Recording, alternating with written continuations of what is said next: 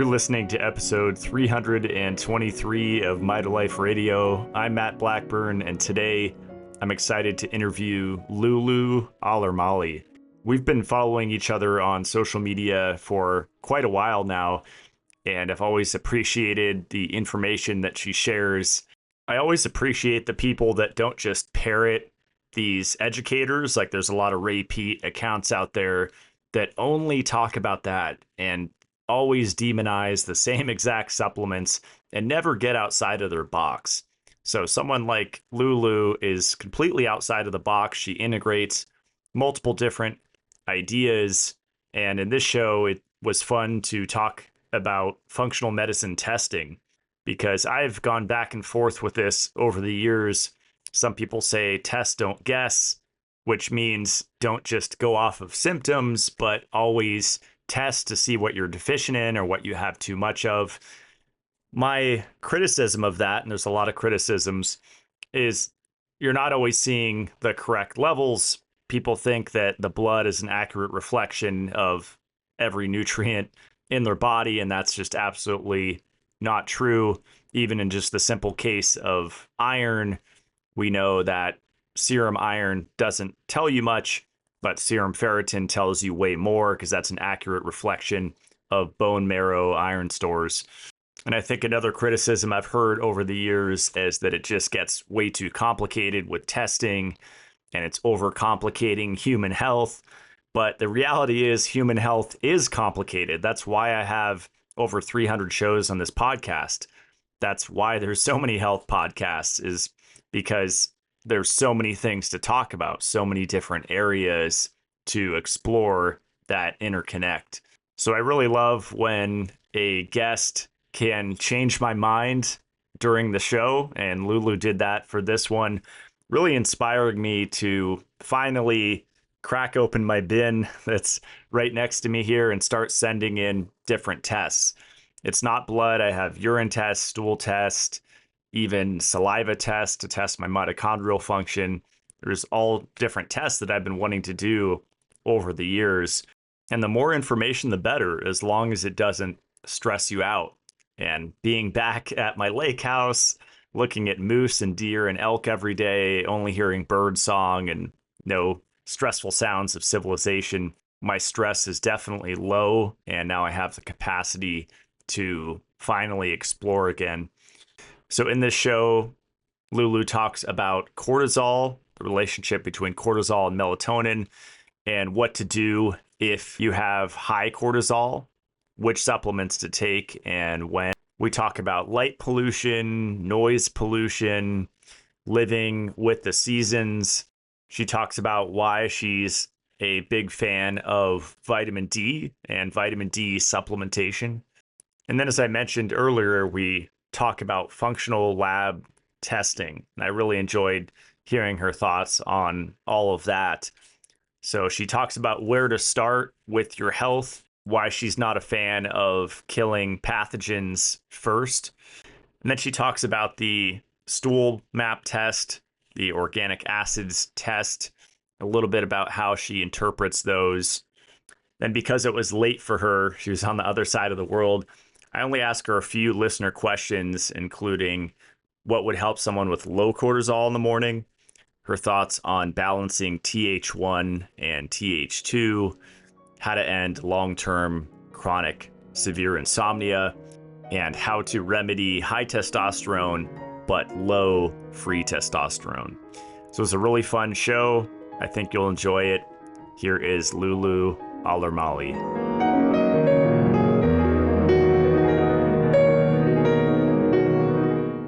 Okay, we are here with Lulu Alarmeli. Welcome to the show.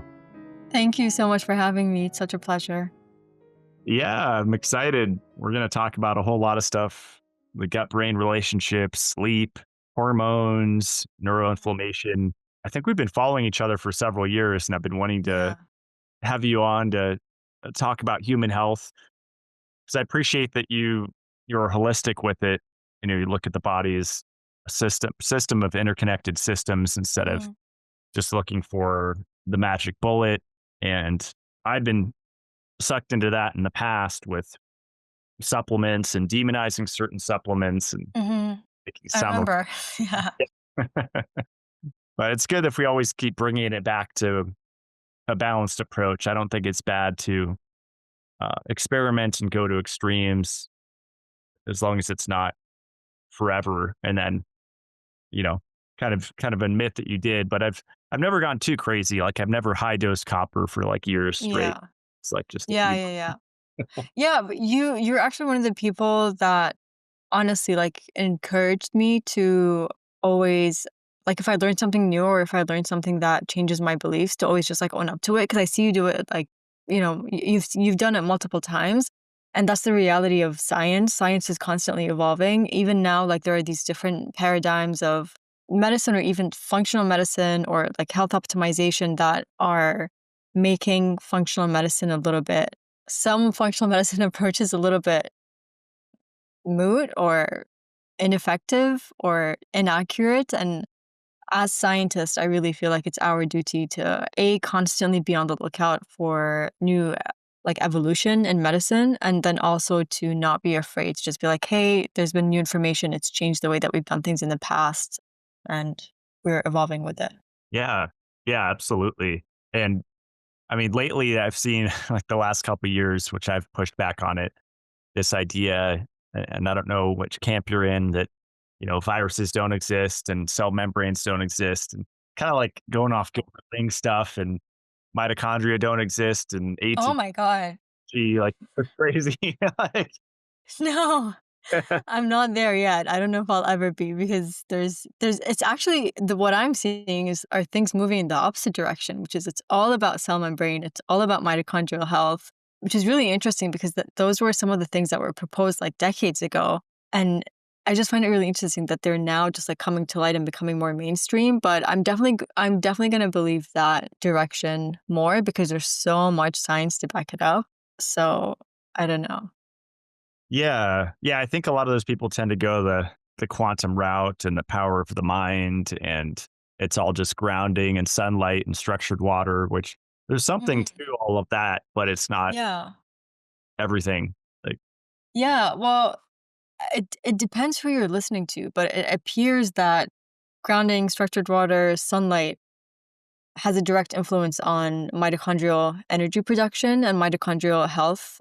So I guess I don't know, I feel like there's science to back everything up, but both can be true at the same time. That's also something that we have to or at least I try to have an open mind about, which is there are two things can be true at the same time in life and in science. So mm, I love that. Absolutely.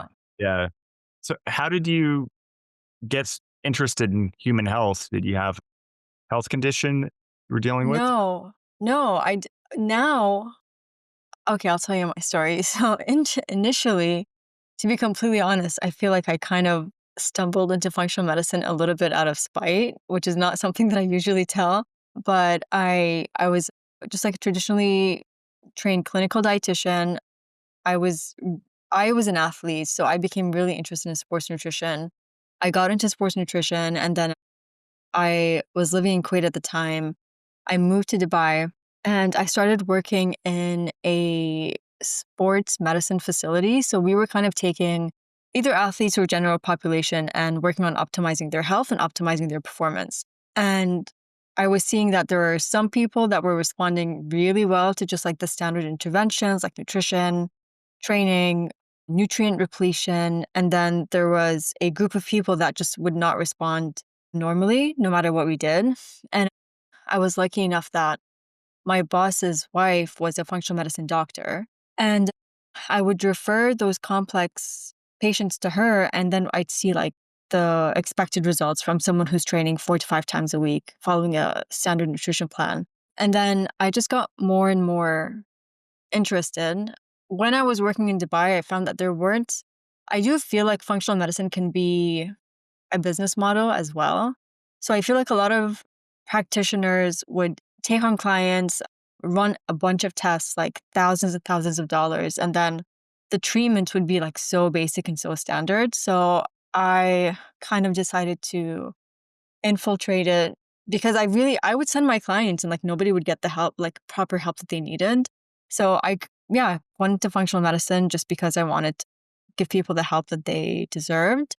And then I remember I'm also like a really big science, I don't want to say nerd, but I really love science and I'm extremely curious. Like I'm like one answer isn't sufficient. It's almost like once you go down a rabbit hole, it kind of just like never ends. So I was always driven to understand more and more and more about how the human body works. And my pull really was science more than anything else. I know a lot of people say like, oh, like I want to get into this business to help people, which was initially where I went into it. But then I was just like, this isn't sufficient. This answer isn't sufficient. This doesn't make sense. That doesn't make sense, which then made me understand that like everything's interconnected. Of course, it doesn't make sense when you treat things in isolation. And yeah, that's where I am. And then recently, I went through a super high stress period. And I feel like I started developing symptoms of just like nervous system dysregulation. And I had to treat myself. So that's what took me down the path of like cellular health, brain inflammation, vagus impairment, and so on and so forth. Mm. Do you think if there is a root cause that chronic stress is as close to it as you can get? I legitimately think so. I really do.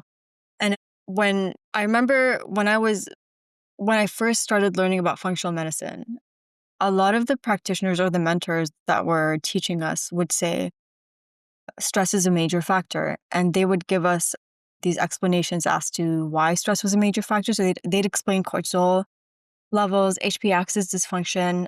And over time, I started seeing a pattern in patients where like let's say like 30% of the patients who would have no issues with like a major stressor in their life, they would respond really quickly to treatment. But then the rest of the patients who had really intense major stressors in their life would have a very slow response to treatment. And again, the majority of patients would really respond well to like supplements that help retrain your nervous system. But another percentage, like, a decent percentage of patients would not respond because the trauma is like so embedded. Like there is an emotional body and which led me to understand that the emotional body and the physical body are also interconnected, which is a whole other way of looking at things. But I do believe that ultimately chronic stress is a major contributor to chronic health issues. Yeah, I know in traditional Chinese medicine, each organ is related to an emotion. I remember my friends and I talking about that, I don't know, 10 years ago, like the liver Oh with wow. the, what is it? There's like the spleen connected to emotion, the heart connected to, Oh yeah, yeah. Like the uh, liver is connected to anger and frustration and repressed. Yeah, true, true, right. true. I remember that too.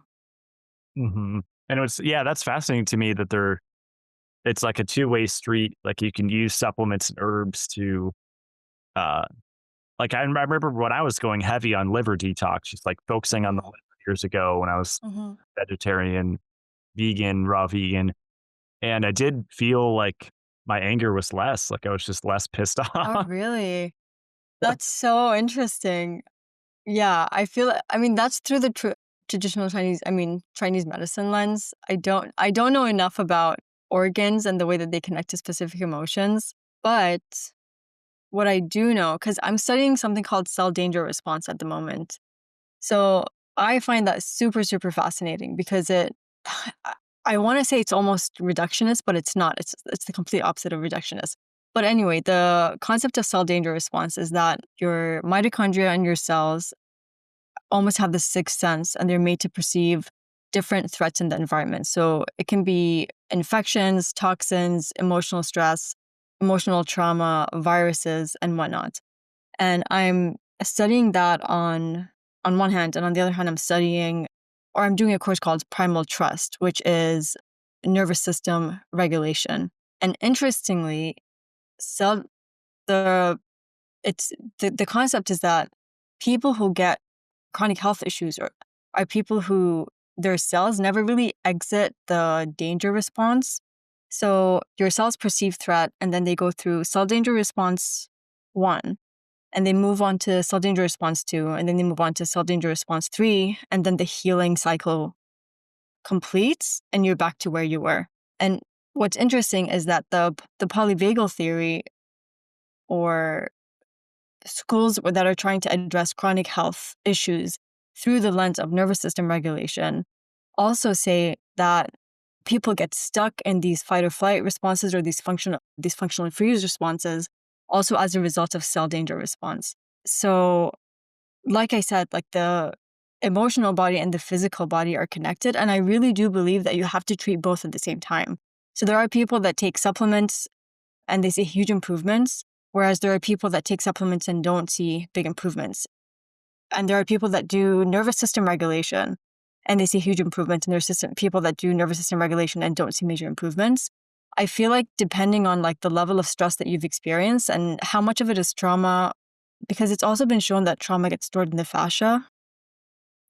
So depending on, I feel like the level of stress you've experienced and how deep your traumas are, you need to address both at the same time. So I think acute stress can be addressed through supplements. So I think you were mentioning to me that you had gone through high stressors and it affected your sleep. That's relatively acute because I think you said it was like 6 months, right? It felt like forever. Yeah. I'm Yeah. sorry. Yeah, I was telling Lou, I haven't publicly spoken on it a lot, but basically I bailed on a really crazy project that I was in over my head. I was trying to create a pyramid, and I mean, it was just an insane project, underground layer. Oh my It's God. like a lot of time, energy, and money. And I still had my off-grid lake house, and I missed the quiet. I missed the lake. I missed seeing animals every day and Mm-hmm. no beard, Mm-hmm. which is just a nervous system de-stressor for me. Just seeing moose and Yeah. all the hearing the bird song and not Yeah, hearing of course. engines and trains and the sounds of True. civilization. So Yeah. yeah, I was telling Lulu before we recorded, like I was essentially living in a war zone where definitely for 6 months straight, my sleep was dysregulated and I was waking up in the middle of the night. Often I wouldn't remember, but for the first several months I was remembering I was waking up, and I rarely get up in the middle of the night. And yeah, back to your point, I was taking all my normal supplements. I was even taking more. I was getting into taking herbs and Hoshu Wu and just Oh, things wow. for my system. And it kind of helped. But once I moved back to my home, Mm. it was like everything felt immediately better, and the supplements made me feel even better. So yeah, you're absolutely right that you have to treat both at the same time. And I feel like if you're in, I mean, even if 6 months is acute, like I don't know, I definitely wasn't making any progress with decreasing my Yeah. stress with magnesium baths and sauna and all that. Oh, yeah. Well, that brings me to another point. I feel like there's so much. It's not that there's misinformation or disinformation, there's information overload. So you have all these different pieces of information and you don't really know what to do with them. It's almost like analysis paralysis. The thing with high stress or a history of high stress and sleep disturbances is that you really have to know what's going on with your cortisol levels. And then so I'll just explain it. So when you wake up in the morning, you're supposed to have higher levels of cortisol because that's what's supposed to get you out of bed. It's called a cortisol awakening response. And then so your cortisol elevates and then it starts dropping down and then it should be quite low in the evening.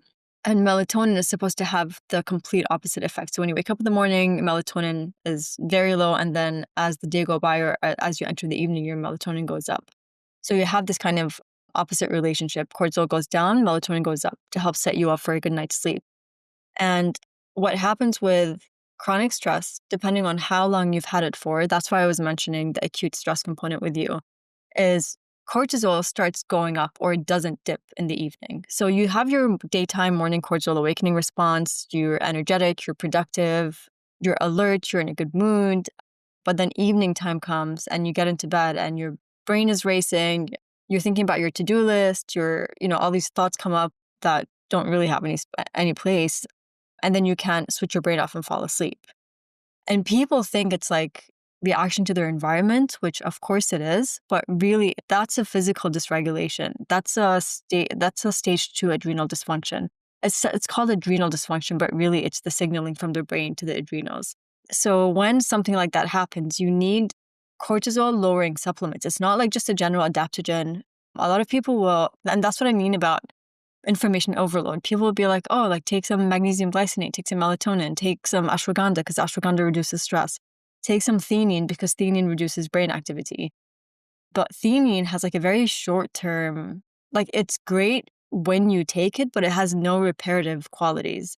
So what someone like you would have needed to do is, on top of changing your environment, because like I said, noise pollution is considered a stressor, is taking cortisol lowering supplements around the late afternoon and then again before you go to bed, because you're supposed to retrain your body on when to produce cortisol. So yeah, so timing matters, and then the function of the supplement or the herb matters as well. Just general stress reduction and stress resilience is not enough to offset like a multi-stage, dysfunction. That's awesome. Yeah, that's part of why I like taking melatonin every day is training the system, Yeah. just get a strong signal. What are your thoughts on ginkgo biloba extract and phosphatidylserine? Because those are two ingredients that I have in one of my supplements now, and Yeah, they've been that's shown to awesome. lower I th- cortisol. I think they're great. Ginkgo biloba, I think, is a very well studied general brain supportive nutrient. Phosphatidylserine, I really think, is a really underrated supplement. It's really, really important for cell membranes, and it has a benefit that even if you take it in the morning, it lowers evening cortisol. So, and you can take it for performance enhancement as well, or like increasing your testosterone. So if you do a workout, you do a phosphatidylserine immediately post workout because it has such a strong cortisol lowering effect. But another thing is it enhances the communication between your right brain and your left brain. So if you take it in the daytime, your attention, focus, and then task completion. So it's really good for people who have symptoms like ADHD-like symptoms. But then it will also lower your evening cortisol, and it will also support your cell membrane, which is really, really important for cellular and mitochondrial health. So I think it's great that you're putting it in because not a lot of people know about it. All the focus is on the choline one, right? The phosphate. Yeah, exactly. Yeah, exactly. Yeah, but phosphatidylserine definitely has its place. I give it to people who are like just like executives or like they have a lot of work to do during the day and there's really wired at night from like just all the leftover stress from the day.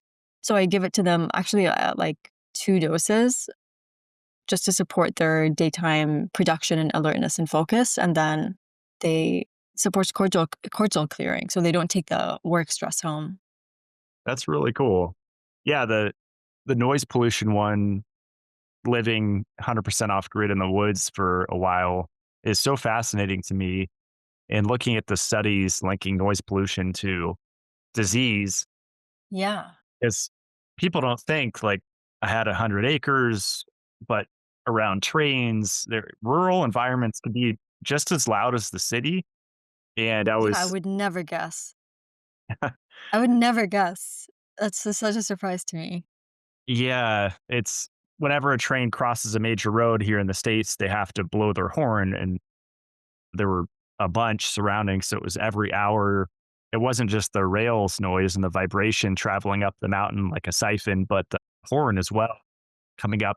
And I was looking into creating a waterfall to drown it out and white noise like a giant waterfall. And Oh just my it god. would have been a lot You're of creative. money. Yeah. But Like, not a white noise machine, just build a waterfall. it's just wild. I I tried soundproof windows and those can work. People make Yeah. a really thick glass. There's companies out there and this one worked very well. But I mean, I wonder how much noise pollution plays a role. And a lot of it seems to be individual too, because some people, the train is soothing. For me, it's like nails on Yeah. wood. Yeah. Weird. I think I think that honestly says a lot about your nervous system because people that are already kind of like hypervigilant and wired, you become much more sensitive to stimuli than somebody else. That definitely happened to me. Like there was a point where like honestly just like the smallest sound would like send me into just an angry, furious frenzy. I just be like, shut up. You know what I mean? I had no tolerance to it whatsoever. But that doesn't just apply to noise. Like, I bet you probably have a sensitivity to bright lights, like, or at least at the time. Bright lights, noise, any kind of like emotional stressor that maybe a couple of years ago wouldn't have stressed you out that much would be just like 10 times of a trigger for you now. That's just an indication that you are just kind of like in a hypersensitive, hypervigilant mode. And yeah, so you're nodding, so you're probably like, "Yeah, that definitely was me." Yeah, and Um, it could be too just being used to, like, here where I'm at now, I could keep my windows cracked at night, and the only thing that's loud that I'll hear in the morning is a rooster, but oh. it's kind of soothing to Yeah, exactly, yeah. That's not bad. That's not the same as a train. Train is definitely 10 times worse. Yeah. Yeah. So I think I've just gotten used to, at night, I don't like to keep my house shut down with all the windows shut. So like being able to open them, let in fresh air Yeah.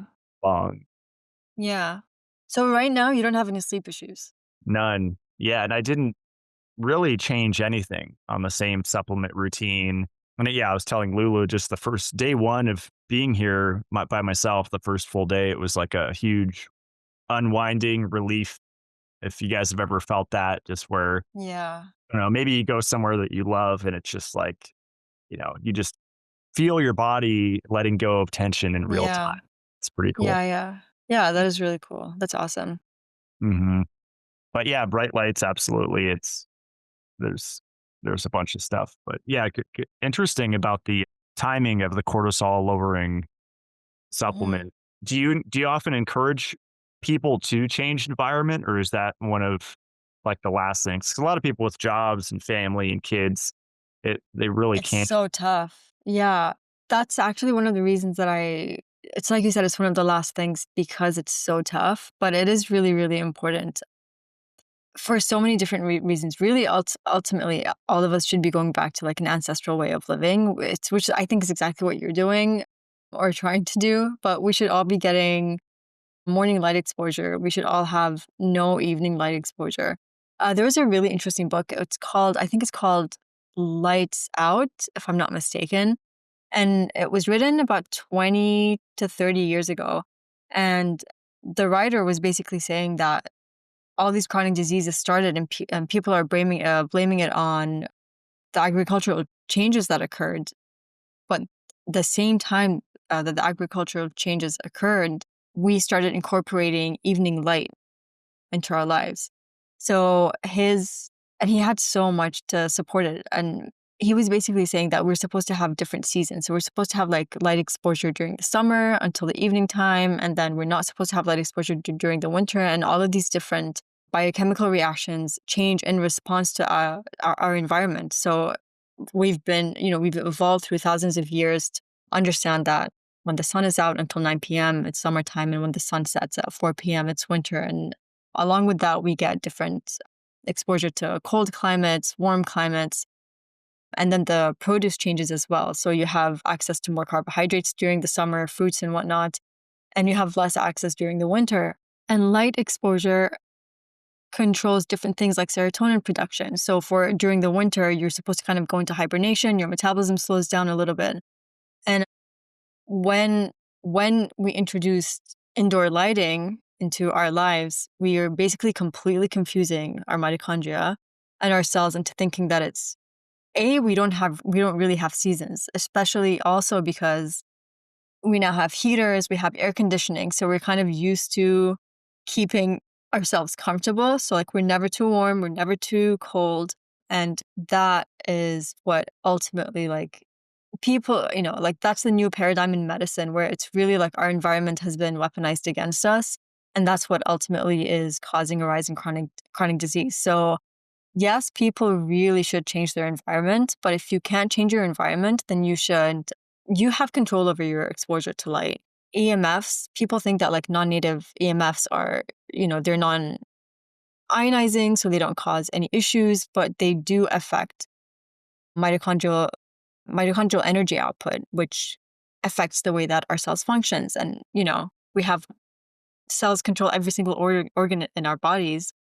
So environment really matters, but control the things that you can, like light exposure, EMF exposure. Do you is your house hardwired or do you have Wi-Fi? I have both. Yeah, so Okay. the Wi-Fi, I feel great just unplugging it at night, and I like Mhm. the convenience. I probably could easily hardwire it, but I'm just Yeah. tired of having contractors at my house. Oh, But yeah, that's fair. but yeah, that's I have Starlink and I just unplug it at night, and I have basically 2 internets here. So my one internet is a local one that's hardwired, mainly just so my security cameras are running 24/7. Oh, okay, okay. That makes Red sense. cameras to see wildlife, and if I hear a noise, I could Yeah, see immediately what's going on. that's so cool. But you mentioned in winter, the metabolism slows down a little bit. Have you heard me talk about PUFAs in the context of that? Because it's I've heard funny you talk about PUFAs, but not in the context of metabolism. it's funny in the rape peak community because they're just so extreme with the cod liver oil and no, cod liver oil to me is different from fish oil. Even rape peak Mhm, itself talked about that distinction mhm, because there's vitamins A and D, but there's also other compounds in it. Like I can't remember the mhm. name, different acids Yeah. thing on the Rosita website. They did a Oh, chemical analysis. yeah, I know what you're talking about. The icosanoid, something Yeah. like that. Yeah. And intuitively, like up here, the seafood's phenomenal. Like up here in Mhm. North Idaho, the oysters in the winter, I mean, best oysters I've had in my life. The fish, I usually only do farm fish that I order online that's fed a specific diet, and I interviewed the Seatopia guy. That's what I'm currently eating, but I'll Yeah, occasionally eat steelhead and stuff when I'm out at yeah. restaurants up here. Where I'm going with this is PUFAs. Ray P talked about how it kind of causes hypothyroidism even at a low level, like over especially over time. So Yeah, it like subclinical hypothyroidism, we call it. Yeah, where mhm. it's not like outright your thyroid isn't functioning, but it's sluggish. Yeah, my intuition tells me increase my cod liver oil and seafood in general and Mhm. oysters, fish in the winter, and Mm, a lot of omega-3s coming in, and then in the summer, I go through this depletion period where maybe I'm taking more yeah, vitamin E for the sunlight and helping with that, yeah. more Yeah, carbs. that makes a lot of sense. That honestly makes a lot of sense. I definitely think food should be seasonal, which can get also really complicated because, like, for example, I live in Kuwait. Kuwait is technically a desert. So I was like looking up seasonal fruits, and the only thing we have is dates. Like, that's the only thing that survives in the desert. So it can get a little bit complicated because your food choices are either really large, depending on where you are, or very limited. But if do you have any idea, like, what your ancestry is? Yeah, I've done, I think, like 3 different DNA tests. I'm almost 100% European, Oh, that's largely cool. mostly Italian, then some English, and then just mix of Balkan and other stuff, but I'd say 40 to 50% Italian depending on the test, so Okay, that's really cool. northern So yeah, so I mean, straightforwardly, you would do really, really well on a Mediterranean diet, or because Italians eat very similar to a Mediterranean, I believe. So yeah, pasta. so Good pasta. No. you don't eat pasta? No, I do, I feel Oh incredible, yeah, okay, but only the okay. best. I buy the premium pasta stuff that's, better than Costco, way better. No. Yeah, yeah, that's awesome. Probably Italian. Right, Yeah. right, yeah. So I'm not really sure what's in season where you are, but if you are following that, then you should be fine.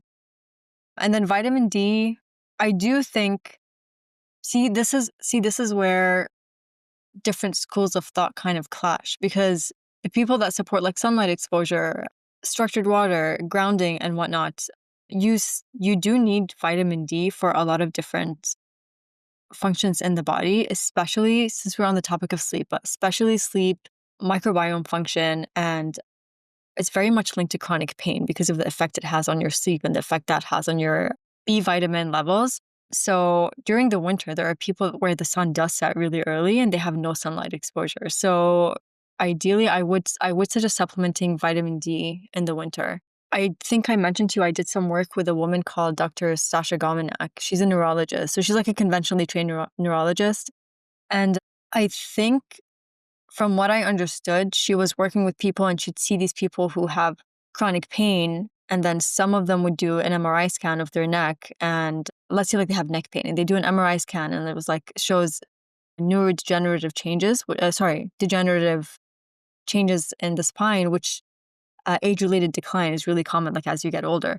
So she would be like, okay, we have X amount of people that show this on an MRI scan with zero pain. And then we have all these people that have the same thing on an MRI scan and they're experiencing extreme pain. So, and then all these other symptoms that are related to neurology. So like restless leg syndrome or burning feet or neuropathy or so on and so forth. Migraines as well, because migraines are neurological in nature. So I think she went down a rabbit hole. She ended up publishing like several different papers, and she has a program actually called Right Sleep. And her work focuses on how, because your brainstem has a lot of receptors for vitamin D, and it affects your muscle paralysis when you sleep. So when we sleep, we're supposed to be basically completely paralyzed. We're not supposed to move at all. So people that have like issues with jaw clenching or they wake up with like stiff muscles, you can almost guarantee that they're not getting into the deep level of sleep that is required for them to like rest and repair.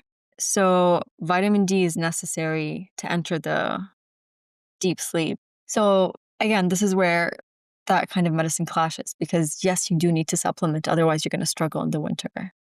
So there are some pros to modern medicine or like modern takes on health. Yeah. Yeah, a couple questions on that. I guess my first one, and I demonized this test for a while, just the traditional 25 Oh OHD yeah. blood Mhm. test. Now I think that's useful, especially in the context of my calcification part of my protocol, because Interesting. too low or too high vitamin D can be a problem. But I guess deeper question for you, and this I've been kind of meditating on this for the last couple of Mhm. years. Ferritin, which I focused so heavily on iron for a while, and Yeah. then I started looking heavily into deficiency Mhm. without anemia. So I went from Mhm. iron overload to looking at deficiency without anemia. And that ferritin test is another one that gets demonized because people say it's an acute phase reactant, it's a marker of Yeah. inflammation. But what if the person doesn't have inflammation? Then it's accurate. And Yeah. there are really high level iron researchers, world renowned. Robert Crichton, I think, is the one where he talks about it is the gold standard, it is accurate, it is a Mhm. direct reflection of bone marrow iron stores. So I know it's a big introduction just to ask you Yeah. thoughts on the vitamin D test. Is it worth getting for most people? And is the reference range is cut and dry? Because I think that's where I push back because some people feel great with the low ferritin, some people feel horrible with the low ferritin. Yeah. Same with vitamin D. Some Yeah. people feel different at different phases. Yeah. No, I totally get what you're asking. And by the way, I don't have a solid opinion on ferritin because I completely believe in, like you said, some people they have very low ferritin levels and it completely corresponds with the symptoms that they're experiencing, like fatigue, hair loss, lack of focus, low moods, and so on and so forth. But then there are people with like a level of 13 and they're functioning completely normally. And there are people that have normal levels of ferritin, but they're also experiencing symptoms of low iron. And I know it's complex. I know you know like you know about, or I don't know if you promote it, but like the root cause protocol, because I know you're also about minerals, where they talk about iron's movement in the body and the requirement for ceruloplasmin and vitamin Yeah, A and so on I and so probably had forth. like 15 hours on this podcast about that philosophy and there's Yeah. stuff there, but it's there's another side. Like I think that's a situation where it's like this way is the way, and everybody has iron dysregulation and is speaking in absolutes, and you know, Exactly. Yeah. Yeah. And that's what we don't want. We don't want people speaking in absolutes. But yeah, I understand where you're coming from. So anyway, regarding ferritin, I don't have a really strong opinion either way, but I will tell you that if I do if I do see people with symptoms of like just low iron, but their iron levels are low, I will support with all the necessary minerals, cod liver oil. I'll do potassium and sodium, and in a lot of the cases, their symptoms do improve. But it's like you said, it's not the end all be all. And then the thing with vitamin D, so that the standard tests are actually quite accurate when it's on the lower end of the scale. As they go up, the standard tests can be not super accurate, but they're not that far off. So instead of like a 50, it could be a 60, or instead of a 50, it could be a 40. Well, actually, when you think of it that way, that's a big range because then you don't know if it's between 40 and 60. There is a specific way to test for it, and I completely forgot the test name. It's more expensive, but it's 100% accurate. I will say I did go down that path where I was asking all of my clients to test their vitamin, especially when I worked with Dr. Stasha, because I was like, oh my God, this is a completely new way of looking at like chronic pain and migraines and all these like nerve symptoms. I was having everyone do two tests. So the standard D test and the other one, which I think is like an Elsa or Elisa, I'll find the name. And it really wasn't that different, to be fair. And it's way more costly than a standard vitamin D test. So I haven't run that like advanced form of vitamin D test in a while. Hmm.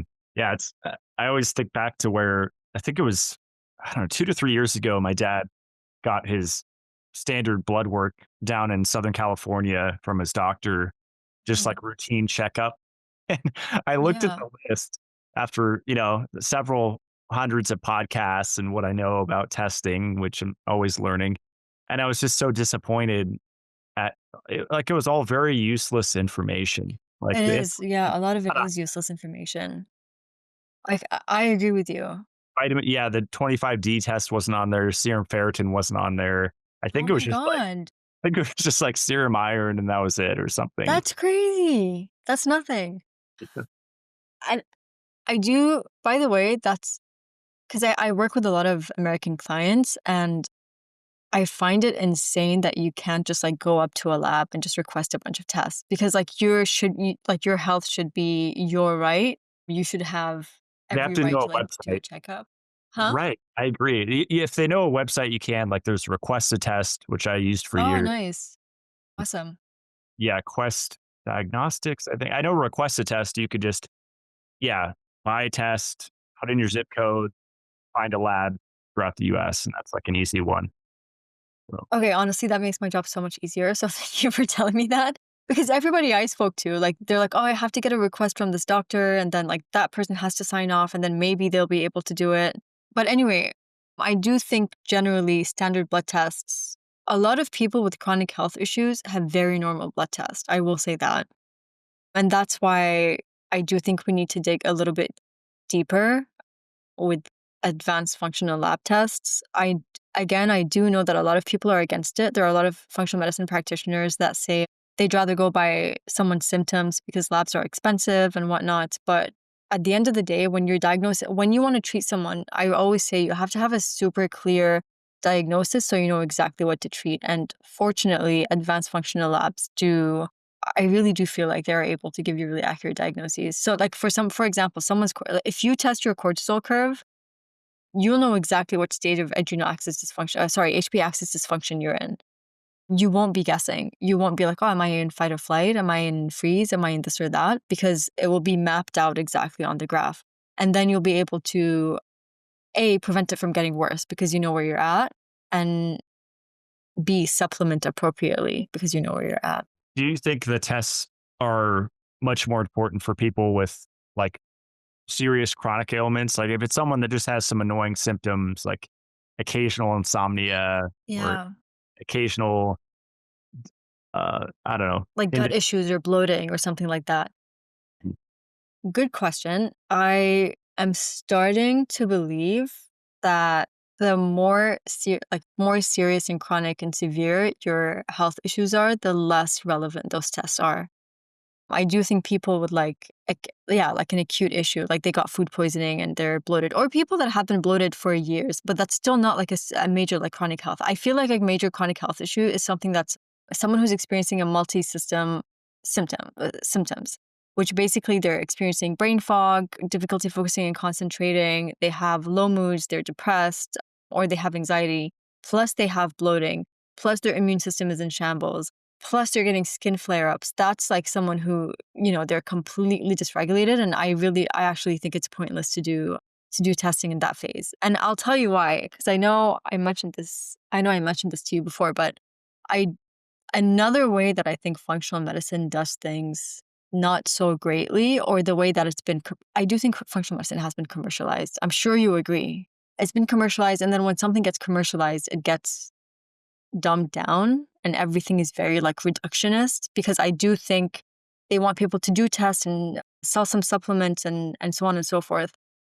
One of the things that I do think functional medicine gets wrong is that in people with chronic health issues, and I'm going to answer your question in a roundabout way. In people with chronic health issues, let's say they have a pathogen. So a lot of functional medicine approaches think that your chronic health issues are a result of a pathogen, and this pathogen is driving inflammation and it's driving immune dysfunction, which is probably true. But once you get to the point where multiple systems have been affected the way that I described, at that point, your linings are impaired. So your gut lining is impaired, your blood-brain barrier is impaired. Otherwise, you wouldn't be getting brain symptoms.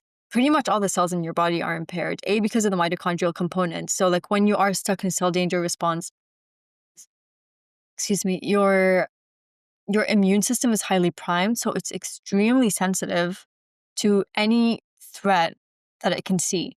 So when you take someone who's in that state and then you're like, oh, you're chronically bloated, you must have a bacterial infection or a bacterial overgrowth or a fungal overgrowth or a parasitic infection. Let's get rid of the pathogen and then you're going to feel better. What happens with those patients, and I'm sure there are a lot of listeners that are going to be like, yeah, that totally sounds like me. What happens with those patients is they go on this antimicrobial protocol, whatever it is, then whenever like bacteria die, their cell wall breaks open and then they release these endotoxins or lipopolysaccharides. And then these endotoxins exit the gut, enter the bloodstream, and the immune system, they're visible to the immune system. So if you're already in this frail state where your immune system is just reacting to everything, so those are the people that have a lot of like chemical sensitivities. They have mast cell activation syndrome. They can't handle strong smells. They can't handle bright light. They're just like very overly stimulated. When they see the lipopolysaccharides or just like endotoxins getting released from the die-off, it actually makes them so much worse. Those are the people that are like, I'm so sensitive. I react to every supplement. We have to go really easy. And I was definitely doing that in my practice before. And I would be like, I don't understand why you're so sensitive. This is supposed to make you feel better. So for patients that are chronically ill, instead of going pathogens first and then we'll like make sure your gut lining's intact, you actually have to start with dampening the immune response and then dampening the inflammatory response. And then you have to seal all the different linings in the body. So the things that support the gut lining, like phosphatidylserine, are also the things that are going to support the blood-brain barrier. And then once everything is nice and tight and stabilized, then you can go in with the antimicrobials, because then the immune system isn't going to see them. And it's not, if it does see them, it's not going to have this crazy reaction. Somehow that was answering your question. Now I can't remember what you asked me, but No, that was awesome. I am curious, and a lot of people probably are too, that are listening, your favorite tests. I actually have a bin a couple feet from me here, even like the mitoswab tests that I could see the different state of the complex. I don't know if you've heard of that test. no. Actually, I've just been putting it off. I have a deuterium test to test my deuterium, and Oh, that's awesome. Yeah, because that really affects mitochondrial function. So that's smart. yeah. And I mean, the big ones I always think of with functional medicine tests are the GI stool math and the what's the name of that urine test? Is it Genova? Dutch? Oh, the Nutrivel.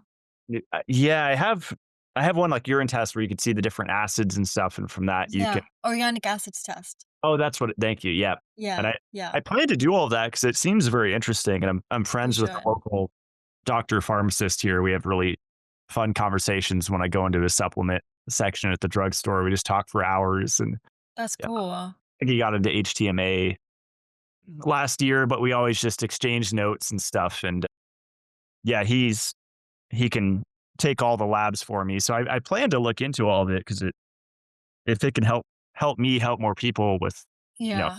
sharing what I learned from it, I think hmm that's great. But what are your thoughts on those last two, or the Um, Google map I and the think I really think they're all really important, legitimately, because the thing is they test for different things. For example, your stool test, I know it has a section for candida, and actually one of my employees is a trainer, as a practitioner educator. So we've had this discussion before, but I've seen a lot of people who, for example, like test negative for candida in a stool test, which is supposed to be indicative of only your gut candida, but then they test positive for candida in an organic acids test. An organic acids test is meant to look at fungal byproducts and then very specific types of bacteria, like Clostridia bacteria, that don't show up on a stool test. Clostridia bacteria and fungal, actually, and candida can affect your neurotransmitter function, which also shows up on the organic acids test. So it can prevent conversion of dopamine to norepinephrine. And norepinephrine is really important for drive, focus, energy, novelty seeking. I mean, that's dopamine as well, but having norepinephrine gives you the drive to go after like different things and different activities. So people who have symptoms of depression, I think I've mentioned to you things like treatment-resistant depression could have a Clostridia bacteria that's preventing the conversion of dopamine into norepinephrine, and then they're just like really flat, not motivated, uninterested in life. That's not something you're going to see in a GI map. Organic acids testing also looks at your cellular health pathways, which is really important for mitochondrial function.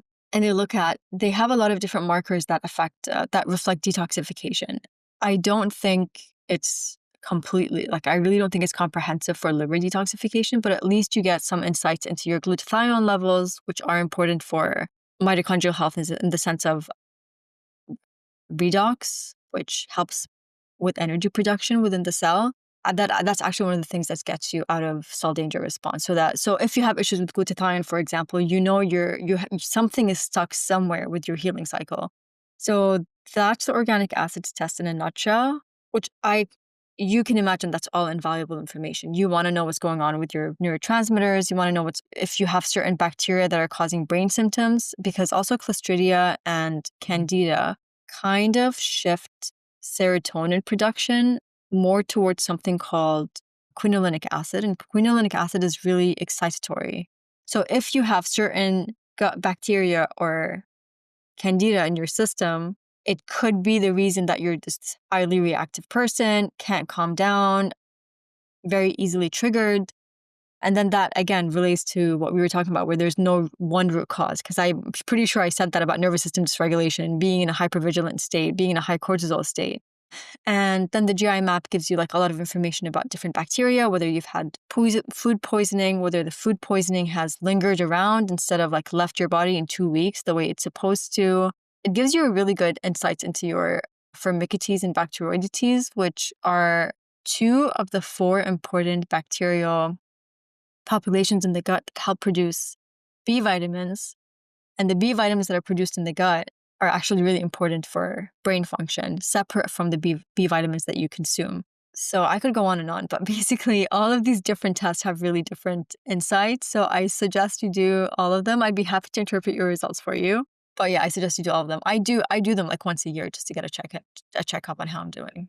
That's awesome. Yeah, I've heard one of the criticisms. It might have been last month. Someone on Instagram, they're like, "Oh, it's such a reductionist mentality to give someone a GI map test, see they're low in a bacteria, and then prescribe that bacteria like Akkermansia or whatever it is." I agree. I do agree. But I think that's the difference between someone who's very well trained and someone who's just moderately trained in how to read a GI map. I experienced this recently because I had a doctor read my GI map for me just to get insights, and she saw that my Akkermansia was low. And then she prescribed me Akkermansia, and I was just I didn't say anything to her, but I'm just that's not how the body works. The fact that bacteria is low is an indication that there's something wrong with the mucosal lining of your gut. And then you also don't replenish a bacteria by swallowing it in a pill, because it leaves your system 2 weeks after you stop it. And that's a really big misconception where people think they have low levels of good bacteria. They're like, "Oh, let me take a probiotic."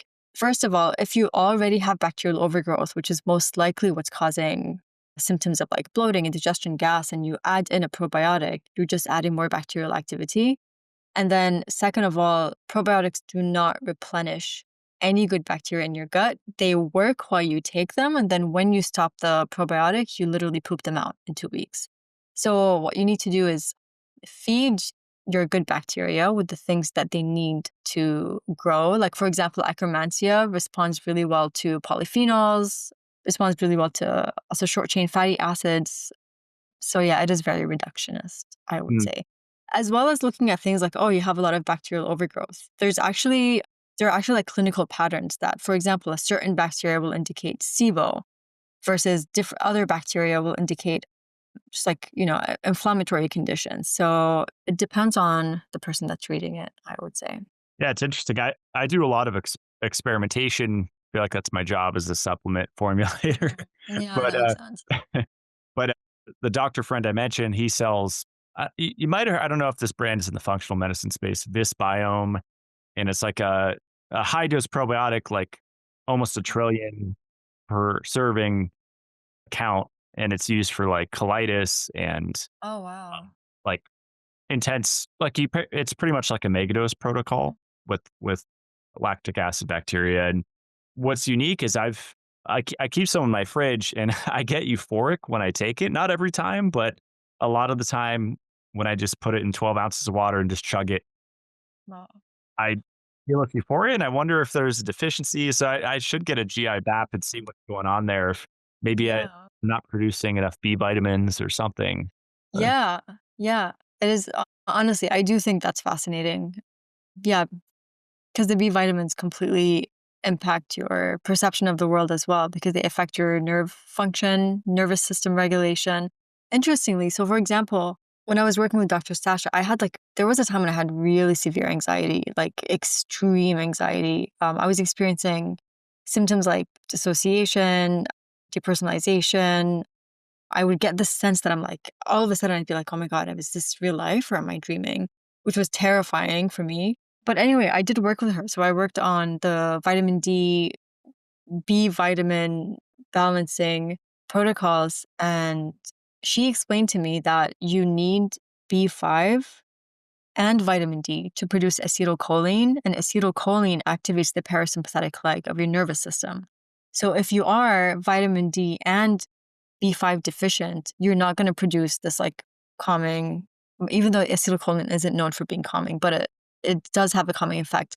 That's one of the reasons that people smoke, and it's very hard for them to quit smoking because it's a nervous system. Like it produces acetylcholine, and then you're just like quite calm and buzzed after. So Interesting. yeah, Oh, and yeah, I know you've talked about the sleep insomnia connection with vitamin. Is that also B5 with vitamin D, or is that yeah, yeah. Well, like I said, so there's a part of your brainstem that has a lot of vitamin D receptors, and it's related to your sleep. So if you're deficient in vitamin D, you're not going to be able to get into a deep enough sleep. I That's know that's really basic. Yeah, that's basically what it is. But then also, as people take vitamin D and they get into deep sleep, and then they start going to cellular repair, tissue repair, nerve repair, that only happens in REM and deep sleep. Their needs for B vitamins increase. So their symptoms may not completely resolve unless they do both at the same time. mm, I know for slow wave sleep, GABA is involved, and some people try to supplement it with varying results, Mhm. but magnesium and B6 is required to make it. Those are like the two big Yeah. nutrients. Mhm, mhm. I do really good on P5P, even 50 to 100 milligrams. God, I that's a really, lot. I know, and I feel amazing on it. And I mean, not Wow. daily. I kind of pulse it, but Yeah. I've never felt anything Mhm. negative from it. And I think that's one of the most demonized supplements is because the peripheral neuropathy thing. Yeah. But I think, I mean, from my research, like I don't know if you're aware, like Chris Masterjohn, he talks a lot about Oh, yeah, yeah.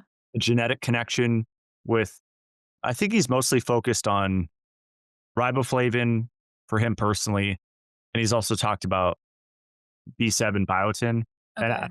and then you have Elliot Overton with thiamine, and then I don't know, there's no B3 guy, it'd be Abram Hoffer, I guess. But he's kind of long time. Or Ray Pete probably talked the most about niacinamide, but most of it's niacin. But yeah, it's so fascinating 'cause the genetic connection, that's where I was getting at there is I do think that some people do have higher requirements. And for me personally, B6, I probably have higher requirements because I feel amazing on it. Yeah, that makes sense. I have heard of conflicting information about B6, especially because apparently there are people that just like overdose or just like take a really high amount for a long periods of time and they never recover. So I would just say be cautious because I'm very paranoid about health issues. So And that just could to be be the on the safe side. pyridoxine HCl form, right? Because Yeah. that form actually makes me Ew. itchy. Yes. Oh, that's crazy that you feel that difference. Right away. Wow. Yeah. Oh my god. But you're Yeah. very in tune with your body because you've experimented so much on yourself. You're like, Right. "Yeah, I took this thing and that caused this and that." Yeah. Yeah. And I'm always trying new supplements. I am curious. I did kind of bring up a little bit cod liver oil. What are they called? Pro resolving mediators. I know I've talked Yeah. to a doctor locally about those, which I believe are a fish oil extract. And I know like Rhonda Patrick just sings from the mountaintops on YouTube every Yeah. day about the benefits of omega 3s for reducing inflammation and a lot of the stuff you've been talking about. Do you think those are overemphasized from your perspective? The whole, because there's all these breakdown products, right? That Yeah. the all was it the The thromboxane, metabolites. right? Yeah. Right. I don't I fish oil, I think it's tough because it really depends on the source, if it's gone rancid, like, you just never know, but we do use pro-resolving mediators as a supplement because the fish oils that you consume eventually should turn into the pro-resolving mediators so that basically it resolves inflammation. So we kind of just, like, skip straight through to the pro-resolving mediators as a supplement. I agree with you, I think cod liver oil is a little bit different. I'm not entirely sure why in terms of quality, but I do think it's different than fish oils, potentially because fish oils are just also like overly commercialized. So you'd have a hard time finding a really good one. I know there are brands that require a prescription, but then you can guarantee that they're like incredible. But I do, apparently, phosphatidylcholine, linoleic acid is also very important for cell membrane and general like membrane endothelial lining repair. So I feel like there's a time and a place for different kinds of fats in the diet, especially ones that exert anti-inflammatory properties. But fish oil, I'm a little iffy about. Just you can't guarantee the Have you quality. used the pro resolving mediators with clients as part of a program and seen their markers, their inflammatory markers go down? Yeah, we don't see their inflammatory markers go down because a lot of chronic inflammation doesn't show, like example, like CRP. Like not a lot of patients are going to show up with elevated CRP if they have chronic inflammation. But I have seen their symptoms reduce and I have seen like their reactivity to supplements like reduce significantly. Yeah. So we have used it with success. I don't know if you remember my dental story, but I had four four cavities. I got four fillings, and it's good I didn't need a root canal. So, but I Yeah. just got porcelain, and my HSCRP, the highly sensitive CRP, went from I think it was like a 8 to a 10, somewhere in there, down to like less than 1 after the procedure, Whoa. after I got the fillings. But a 10 is quite high. Like you must have been fighting something. Like there must have been I was something a wondering if little there's more a than chronic dental cavities. infection. I don't know from the bacteria in the cavities. I don't know. I personally, I haven't seen it. Like if like you may have caught like a virus that you were just like unaware of. I personally haven't seen someone with cavities. Infected root canals potentially, but I still haven't seen it be like that high. Like 10 is quite high. 10 is like a very acute like infection that you're dealing with. It could have been, yeah, it could have been a COVID thing. So I think I had that like 4 or Yeah. 5 times, and even though I'm so remote, it Yeah. just spread like wildfire up here in True. North Idaho for some reason. Yeah. Yeah, yeah, So that makes sense. Yeah. But no, I mean, I can't say that that's not because you clearly tested before and you tested after, so that may have been a thing. But yeah, I yeah, don't know. May have been a coincidence, may have not. yeah, that's the hard thing is I think people make their whole program that off a coincidence possibly because there's so many variables in life, right? Like how do you pinpoint Yeah. it Yeah. was the supplement that did this? Yeah. And I think that's also like one of the things that history is really important, but the reality is people don't really get sick until like 70%, up to 70% of their cellular function has been impaired or like until there's been like a certain level of damage. So you could be like, oh, like that was the thing that happened that tipped me over the edge. But really it's the other like 69% of the things that accumulated in your system before that tipped you over the edge. So I do think it's quite hard to pinpoint. Mhm. Just Matt, I'm gonna move one more time. I'm so sorry. I'm Oh, just sure. gonna move to Mark. Yeah, we did have questions that listeners sent in. Do you want to go through a few of those? I'm sure we'll have Yeah. Yeah. offshoots from those we could talk about. Um, Yeah. Let's do it. how do you help somebody that has low cortisol in the morning? So the same way that there are cortisol reducing herbs, there are cortisol increasing herbs. Interestingly, the supplements don't work directly on cortisol, they work on the brain. So low cortisol in the morning is ultimately a brain signaling issue. Your brain has a lot of receptors for cortisol. So when you've been through chronic stress, funnily enough, the cortisol, because it's catabolic, damages the HPA axis or the hypothalamus to the point where the signaling is quite weak. So the adaptogens, I would use adaptogens that basically include licorice, has to be Panax ginseng, and multiple others that help support HPA axis regeneration. And if that's not enough, I know a lot of people use adrenal glandulars. I haven't seen them to be effective, to be honest. But if that's not enough, there are nasal sprays that are quite literally for brain regeneration. There are things that are like RG3 or synapsin, but you need a prescription for that. And then there are peptides like Cimax that help with also supporting like brain regeneration as well. Obviously not personal medical advice, but that's how I would address it with a client.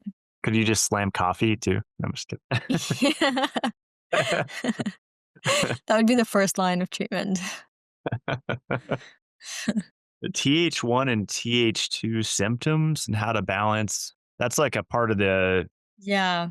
system, right? I Cytokines. yeah, I know exactly what they're asking about. I can't remember which, but what one of the two, so either TH1 or TH2 gives you symptoms of allergy-like symptoms, so really more like mast cell activation, and then so allergy-like symptoms, eczema, itchiness, hives, rashes, sensitivity to dust and multiple different allergens, and then a TH2 immune response would go more towards autoimmune issues. Yeah, I believe that's what it is. I believe it's TH1 and TH2. I wouldn't.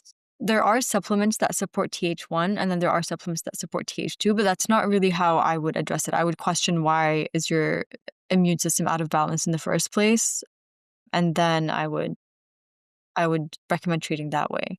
So definitely work with a practitioner, I would say, who can do a thorough assessment, because chasing these little small like downstream things isn't going to do anything for your long-term health. Mm, it's great. We talked about this quite a bit, but how to end long-term chronic severe insomnia. And a few people actually asked that. Someone said chronic insomnia caused by PTSD going Yeah. on a decade. Uh, Yeah. So, okay, I'm going to tell you a trade secret. I never told this to anyone, but I would so what I do for people that really struggle with insomnia, I do the cortisol lowering supplements at this certain time. So I'll do like around 5 or 6 p.m. and then I'll do it like an hour before bed, just to train the body that this is when you're supposed to reduce cortisol. You also need high morning cortisol. So people focus too much on like stress reduction or whatever before bed, but you need the diurnal pattern. You need this like high daytime cortisol and then low evening cortisol. An easy way to get higher morning cortisol, aside from the way that I just answered for the first question, is morning sunlight exposure, but I know you probably already know that. And then I would do the trade secret that I do is I microdose melatonin, because people just take melatonin before bed and just like a 5 milligram, 10 milligram dose, but that's not how the body works. If your body kind of like drips out melatonin throughout the evening, so far I've had a very high success rate by doing that. So I'll do like, I'm not gonna be super specific just to be on the safe side, but I'll kind of microdose melatonin throughout the evening until they fall asleep. But then also I will say that PTSD has been grouped into cell danger response 3. So basically like the cell danger response went from 1, which is like that like immediate accused phase, and then moved on to phase 2, and then moved on to phase 3, and then got stuck in phase 3. So there is a cellular component there, which would be supported through light exposure, you know, all the typical things that are recommended. But I would do the evening cortisol, and then I would definitely do some kind of polyvagal course. Like I do Primal Trust because you probably need to dispel whatever it is that caused the PTSD in the first place. Not dispel, but you know what I mean. Help support its integration or elimination. That's awesome. Yeah. My friends with families up here and newborns, and my friend Benny a couple years ago had insomnia because of a newborn that just kept him up. Yeah, yeah. I let him borrow a biotuner from Canada, a Sota biotuner. I found that company back around like 2011 something, and it's earlobe like electrostimulation. Oh, It's harmonics of I think 111 hertz, and it's like oh, basically these pulses. And for me, it works great. It's like a 20-minute session, then it automatically turns off. And I have a lot of experience with. really? Think, I've never even heard of it. What does it do? so it's based on the work of Bob Beck. He was an inventor Okay. of a lot of patents, and he made like a cancer protocol with like combining blood electrification on the wrist. So instead of having to take the blood out and electrocute it, it was like a machine. Oh, I think it was one of my first YouTube videos. It's still up. oh, that's crazy. Okay, I'm gonna That, look into it. drinking colloidal silver and drinking ozonated water. So it was like a 4-step protocol. But this biotuner was like an offshoot where I think they were hooking it to acupuncture needles in China when there was like a heroin epidemic and getting people off of heroin because of its effect on neurotransmitters. They're like old magazine articles on Oh, that. To me is the fascinating part of human health. That, I like yeah. the gadgets and the devices and Yeah, yeah. are cheap. In the case of this one, is only a couple $100 US. Oh, wow. You can make it yourself too if you know electronics. But yeah, I still have Neuroptimal here. I interviewed the founder of Neurofeedback. I think that's one of the best Yeah, systems. yeah, yeah. I've heard of it. Have you tried it? Neurofeedback? Yeah, with my system here, I've probably done, oh, I don't know, 50 sessions. It's pretty cool. It's like hooked to each ear and then the two hemispheres, and then it's reading the Mhm. difference between them. I think 250 times a second or somewhere around there. And you're listening to music that skips every time it Oh. senses difference. So that's like the feedback event. Uh, Oh, that's so have you noticed a difference? I need to be more consistent. It's been a few years since I've used it. Okay, okay, It's okay. kind of like working out. Like it takes motivation, even though it's not like I've fallen asleep with it. Like if I'm Yeah. tired, it'll actually just knock me out within a couple minutes, which is interesting.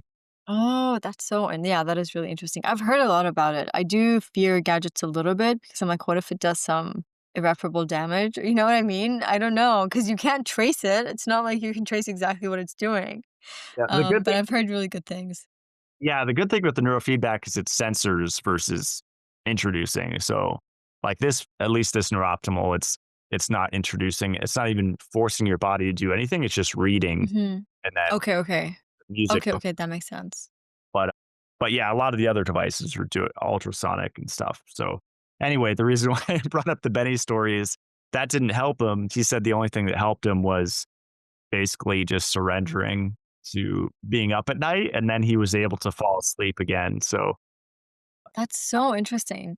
That makes sense though, because one of the things that like people with insomnia struggle with is like once they get into bed, they kind of get this anxiety because they're like, oh my God, like I need to sleep. Am I going to sleep? Da, da, da. And then that just like perpetuates it. It's actually very similar to anxiety induced physical symptoms where like you'll get an anxiety symptom that's like a lot of people say they feel like something's like crawling on their heads. It's really just like your nerves just like firing like under your skin. And then they get anxiety about it 'cause like, "Oh my god, what's happening? What's da, da, da, this is," and then it just just, like, perpetuates itself, and a lot of, like, vestibular or, like, nervous system issues. So a lot of people have, like, balance and dizziness, not necessarily balance, but they have this, like, chronic dizziness as a result of nervous system dysregulation, and then once they find out what it is, because initially they're freaking out about what's happening, but once they find out what it is, it's just a nervous system dysregulation issue, their symptoms just drop down by like 50%. So, yeah, I think when you're just like very aware and conscious and stressed out about something, this because your brain amplifies what you focus on, it's the same with things like tinnitus or something along those lines. It amplifies what you focus on, then your symptoms just get worse. So, and that's where primal trust or brain retraining comes into place because it teaches you to like interrupt that pattern and then like train it into something less stressful. And then that promotes healing over time. That's awesome. Yeah. I used to be consistent with subliminal messaging too, which you have to trust the source, but Oh my god, yeah. that can be very I helpful. was interested in that, but I've heard some scary stories, so I was like, it's like you said, like, you don't know what they're programming, so Yeah. I'll come out with one where it's just like buy Life supplements just on. yeah. Yeah. uh, It's like a social experiment. Like, all of a sudden, you'll see if, like, your sales actually go up or not. You'll be like, do the subliminal to self-heal, and then all of a sudden, your sales go up 200%. Then you know it works. right. This is a good one.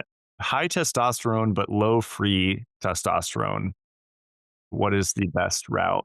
So, that could be related to high sex hormone binding globulin, which binds testosterone. So then your free testosterone is low. I think that's typically related to being overweight or having insulin related issues. So honestly, just venture into you. First of all, whenever someone does a testosterone test, you always need to test testosterone, SHBG, albumin together. And then there's a calculator online. I think it's like Free Testo or something like that. You put those numbers in, and then it'll tell you what your bioavailable testosterone is, and it'll tell you what your free testosterone is. And there's like a certain range that you should fall into. You never test testosterone and free testosterone without SHBG. So test your SHBG. If it is actually elevated or on the higher end of the range, look into what could cause that and then work on lowering that down.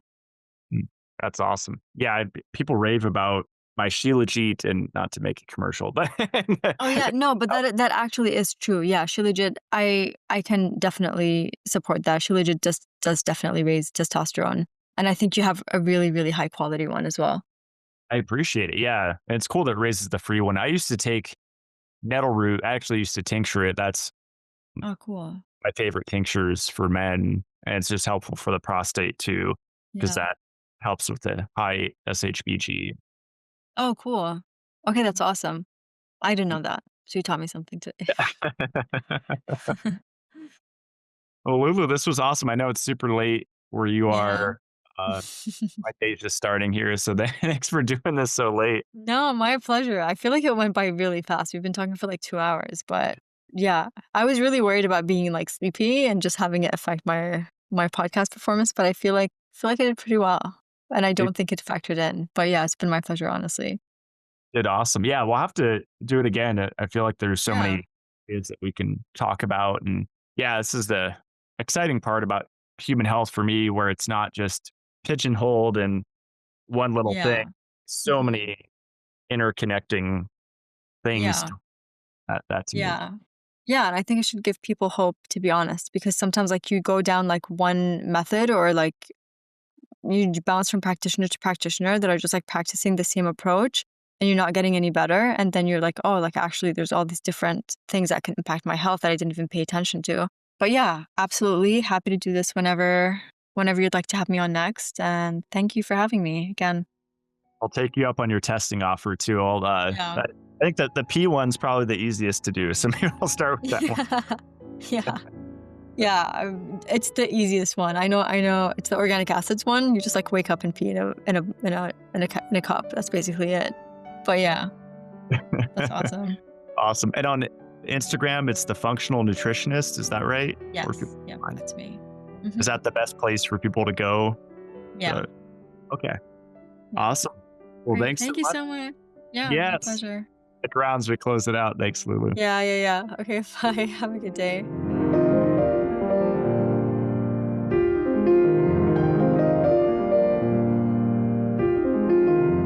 I was really impressed that Lulu's brain worked as well as it did, being almost midnight where she lives.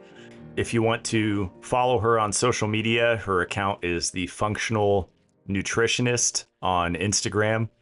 On there, she has a link. If you want to work with her, you can pick discovery call, a hormone balancing plan, metabolism reset, and that's all through STEM, the functional clinic.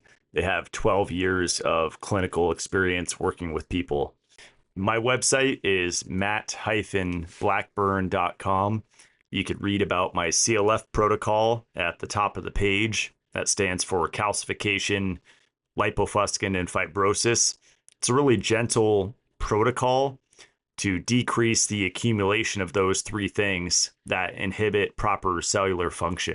And then if you click on the shop tab, you could see my recommended products, things that I've found over the years, whether it's supplements or devices.